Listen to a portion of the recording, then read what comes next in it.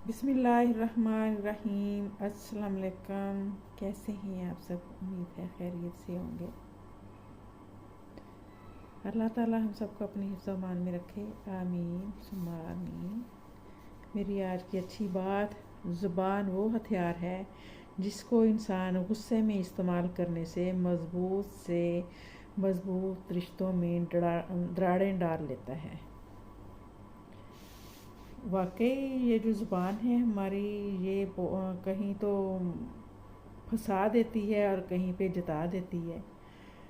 हमें अपनी ज़ुबान को बड़ा सोच समझ के इस्तेमाल करना चाहिए, क्योंकि अगर हम इसको अच्छे से सोच समझ के इस्तेमाल करेंगे तो हमारे रिश्ते मज़बूत होंगे। जो हमारे रिश्तेदारों में दूरियां हैं वो भी नज़दीकियों में तब्दील हो जाएंगी।